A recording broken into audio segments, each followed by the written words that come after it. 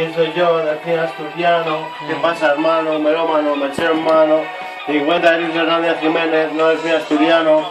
La Delfín Asturiano no es mi DJ. El Santa María. Me está quitando las visitas y me jode una envasada.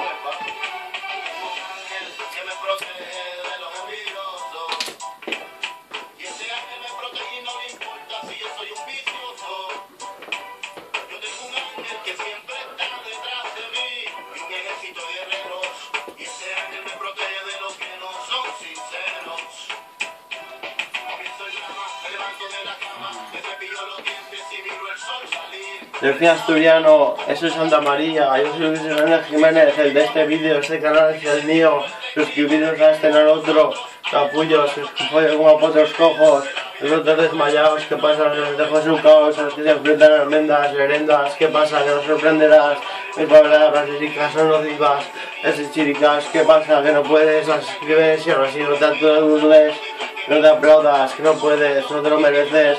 A mí no me mantiene nadie, simplemente yo mismo, soy el puto amo del ciclismo, yo el maldito amarillo te me cepillo.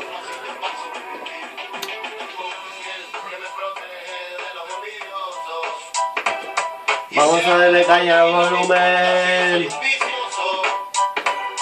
Y tengo un ángel que siempre está detrás de mí y un ejército de guerreros.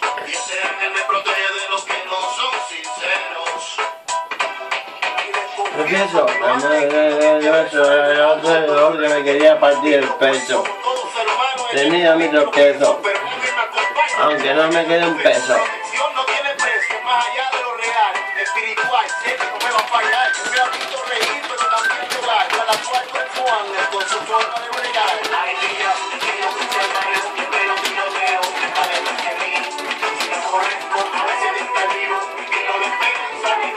Aquí soy yo, que soy yo el auténtico, rimándolo, cantándolo así de guapo, dejándolo para todos ustedes.